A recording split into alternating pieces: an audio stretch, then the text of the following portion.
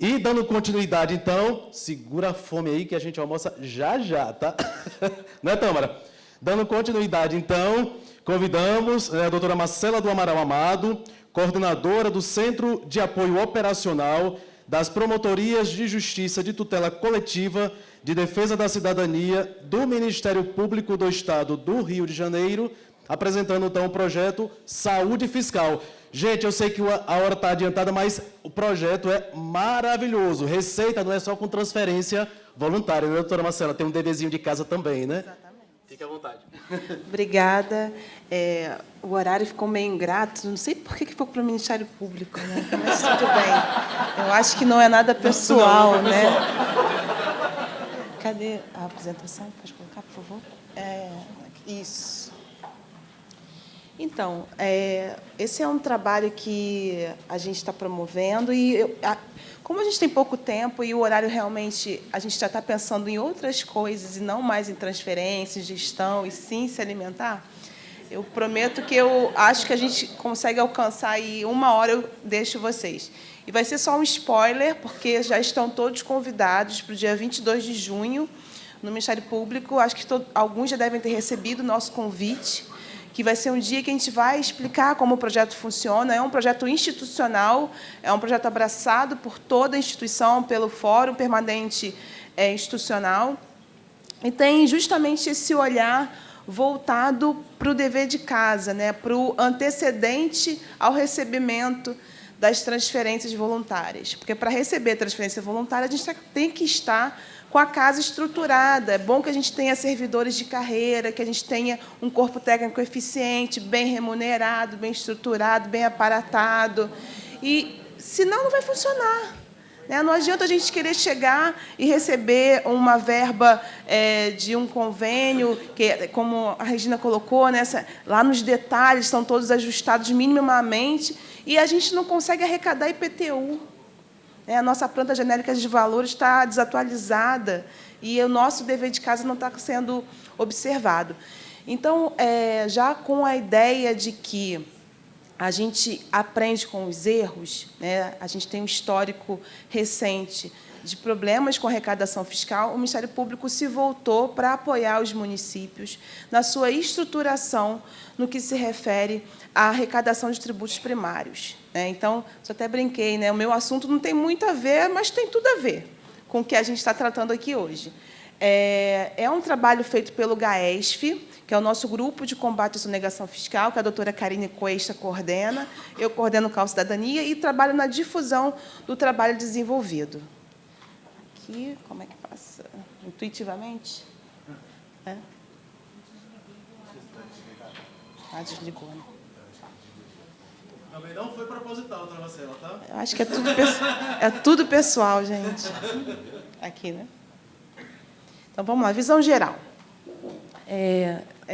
Até a gente brinca lá no Ministério Público que, com relação ao nosso trabalho, ou ela vem ao Ministério Público, ou cadê o Ministério Público, né? Então, eu acho que, nesse caso, ela vem ao Ministério Público. E a nossa ideia é o seguinte, né? É começar a pensar que é importante aperfeiçoar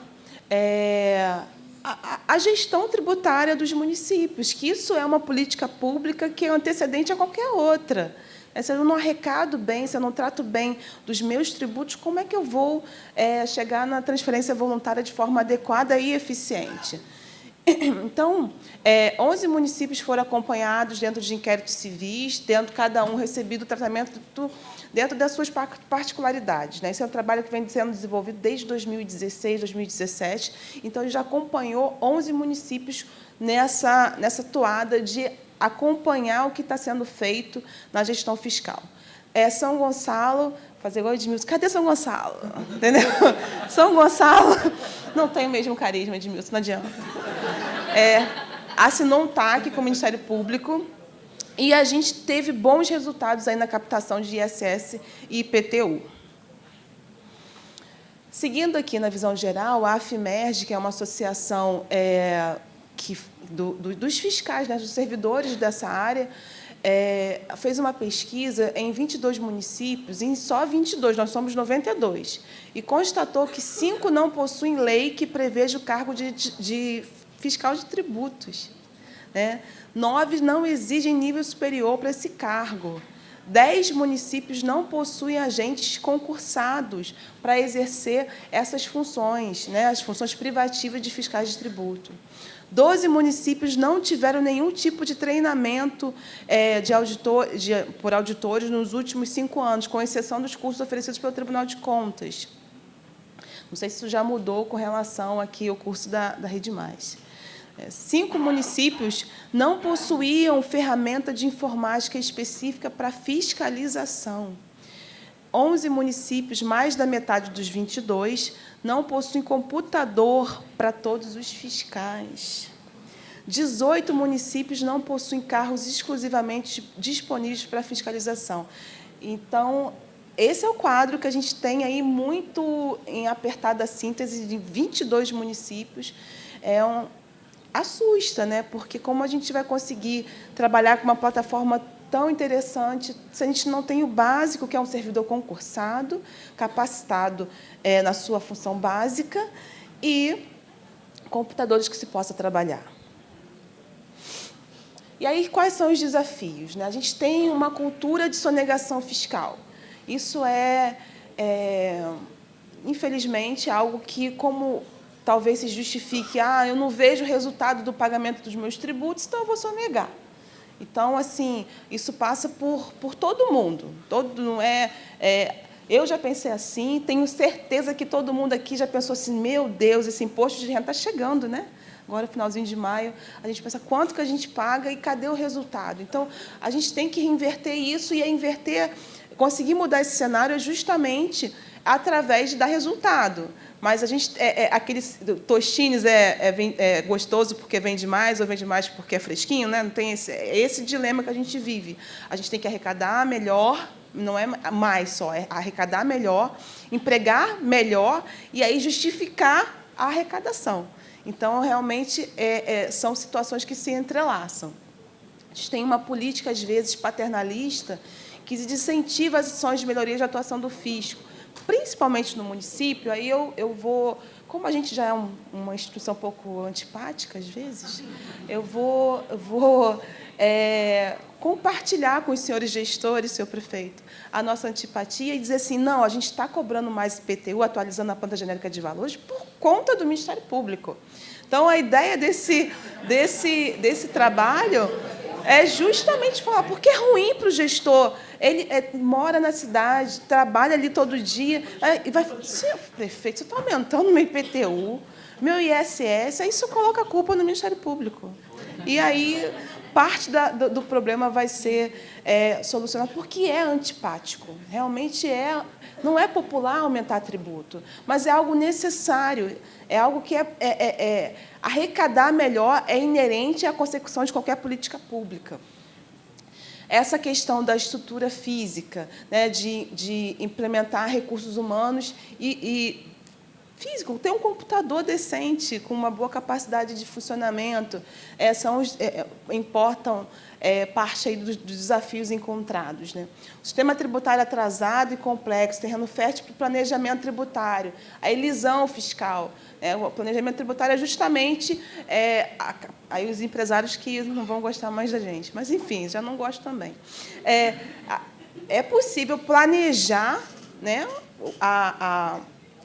a sua contabilidade, a sua empresa, para pagar mais ou menos tributo. Isso não é só negação, não, isso é lícito. É licitamente pagar menos tributo. Então, assim, como o sistema tributário tem deficiências, tem complicações, tem brechas legais, esse terreno fica fértil para esse tipo de atuação. Esse quadro aqui, as pessoas não vão conseguir enxergar, mas eu compartilho depois a apresentação para poder, vocês terem um acesso melhor, mostra que o Brasil, no ranking de arrecadação mundial entre 2016 e 2009, acho que é isso. Não é algo absurdo a carga tributária do Brasil, assim, quando você compara com outros países, como França, Dinamarca, enfim.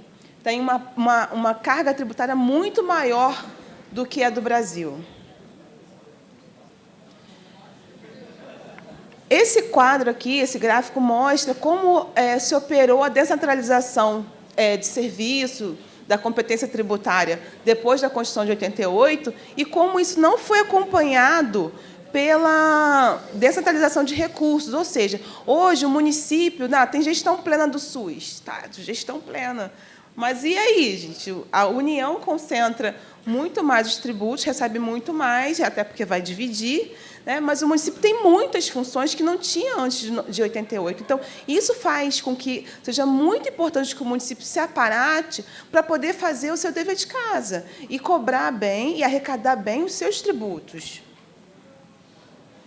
Esse aqui é um ranking que a gente fez, não sei se está dando para enxergar, e aqui fala sobre o percentual da receita própria na arrecadação dos municípios, né? A receita total, quanto que esses municípios aqui arrecadam de receita própria, né? No percentual total de arrecadação. E aí eu dou parabéns para Itaguaí, Macaé, né? São João da Barra, Itaboraí, Niterói. E tem outros municípios que têm que fazer o dever de casa com mais afinco. Ou outros municípios, como Maricá, que tem tanta receita de royalties que o percentual de receita própria fica muito baixo, né? Vocês querem ver de novo, gente? Desculpa. Pronto. Mas eu vou compartilhar a apresentação, tá? Município altamente dependente da transferência de royalties, né? Transferências da União, e não só o Fundo Municipal de Participação, mas também a questão dos royalties. A gente sabe que royalties é uma receita errática, é uma receita finita, e essa dependência pode gerar vários problemas que a gente já enfrentou, a gente já viu isso acontecendo nos municípios do Noroeste Fluminense, do Norte Fluminense, em que havia uma receita muito considerável e o poço interessante ali, mais produtivo, veio mais para cá, para Maricá, Niterói, e os municípios lá do Norte, Noroeste, eles tiveram dificuldade em seguir depois, né? E aí, estimativas do GAESF indicam que, num cenário hipotético em que os 78 municípios com arrecadação de receita própria inferior a 25% conseguissem atingir esse patamar de arrecadação, poderiam ser gerados cerca de 2,8 bi ao ano para financiar políticas públicas em benefício da população. Então, é uma estimativa considerável, é um valor muito interessante que vai fazer diferença se ele conseguir, de fato, ser transformado em política pública. Aí a gente lembra, né, que a gente tem a Lei de Responsabilidade Fiscal e o artigo 11 diz que constitui requisito essencial da responsabilidade na gestão fiscal a instituição, previsão e efetiva arrecadação de todos os tributos de competência constitucional do ente da federação. E é vedada a realização de transferências voluntárias para o ente que não observe o disposto no caput no que se refere aos impostos. Então, assim, não dá para fazer renúncia de receita de qualquer jeito, não dá para ignorar que isso é um dever constitucional, porque hoje talvez isso não seja aplicado ou não seja observado, mas se no momento for, se esse cenário mudar, o prejuízo pode realmente ser muito grande. Estudos recentes no Brasil apontam que as receitas de IPTU poderiam aumentar do atual 0,5% do PIB para 1%, né, desse valor. Então, é uma receita interessante, é uma receita que traz justiça social, porque você vai cobrar, em tese, fazendo uma boa planta genérica de valores, um planejamento da sua arrecadação ali, de uma legislação tributária eficiente, você vai cobrar de forma adequada de quem tem mais, né? Quem tem o maior imóvel, um imóvel mais valorizado, vai pagar menos do que aquela pessoa que tem uma situação mais difícil economicamente, né? Então, assim, a ideia do projeto é apoiar essa estrutura na cobrança de IPTU, ISS, TBI, e taxas e contribuições especiais, além da gestão de créditos descritos na dívida ativa e de benefícios fiscais. Eu prometi, tem 7 minutos ainda, né, que eu vou terminar até 1h. Então, como falei, vai ser um spoiler, dia 22, espero vocês, que a gente possa explicar isso com mais calma, como isso vai ser realizado, tá? Então, até o início de 2021, no GAESP, cerca desses 11 inquéritos tramitando, e, em paralelo, entre 2014 e 2021, o CAD Receita do TCE realizou auditoria de gestão tributária em todos os municípios. Então, a gente está trabalhando de acordo com o que o TCE já fez magnificamente. A gente não vai fazer diagnóstico, até porque a gente não tem essa expertise. A gente pegou, acho que vocês já devem ter ciência dessa auditoria que o TCE fez, esse trabalho que foi feito, e é dentro desse plano que o TCE forneceu para os municípios que o Ministério Público vai atuar fomentando a consecução do que ele foi determinado. Então, é um trabalho que não é novidade. Acredito que o gestor já deve estar intimado, notificado sobre o que foi detectado pelo Tribunal de Contas nesse período, e a gente, como Ministério Público, entra apenas como agente de fomento, mais um, lembrando aos gestores que essa pasta é importante e também para dividir a rejeição com relação à matéria, porque, de fato, é complicado falar em cobrar mais tributos no país. Os resultados das auditorias culminaram em diversas determinações aos municípios que foram impelidos a adotar esse plano de ação. Então, esse plano de ação que a gente vai trabalhar, a gente já estão, praticamente todos já conhecem o que deve ser feito. Aqui a gente mostra o trabalho que foi feito em São Gonçalo, que assinou o TAC, o aumento de arrecadação. Então, enfim, é um trabalho que vale a pena, porque isso pode ser revertido em formas de serviço para a população. E aquelas pessoas que pagavam de forma equivocada os seus tributos vai ter aquela correção e, de fato, a política fica mais justa. Quem ganha mais, quem tem o melhor imóvel, vai pagar mais dentro daquela realidade que o município estipulou. Aí a gente tem agora a melhora de indicadores de arrecadação de São Gonçalo. A gente tem aí uma questão em 2020 de queda por conta da pandemia. O setor de serviço foi muito prejudicado, então a queda ali no ISS é grande. Teresópolis também. Teresópolis não chegou a fazer TAC, mas estabeleceu um diálogo com o MP. A gente conseguia fazer reuniões mensais de troca, de plano, e também a gente teve aí uma boa melhora no que se refere à arrecadação. Aqui são os números de Teresópolis. E é isso, a gente está trabalhando com os promotores de justiça, entregando material de apoio, estamos celebrando um convênio com o Tribunal de Contas para poder facilitar o intercâmbio de informações. Vamos fazer esse seminário, vocês estão todos convidados, espero que vocês possam brilhantar o nosso evento também. E estabelecer encontros regionais, periódicos, no intuito de fortalecer a base, fortalecer o que é primordial para a gente ter uma arrecadação tributária eficiente. Até 2024, os promotores de justiça com atribuição poderão, a seu critério, utilizar os planos de ação do Tribunal de Contas para poder nortear o seu trabalho nessa seara. E, respeitada a autonomia funcional, a gente vai tentar, claro que sempre mediante diálogo. Se, de fato, não houver nenhum espaço para diálogo, a gente não quer, mas é nossa obrigação, nosso trabalho. A gente cogita a possibilidade de judicializar, porque a questão é muito sensível, E, como a gente colocou, os planos do Tribunal de Contas já estão aí há algum tempo. E, a partir de 2025, o TCE dará ciência ao MP de eventuais reprovações de contas. Isso é importante.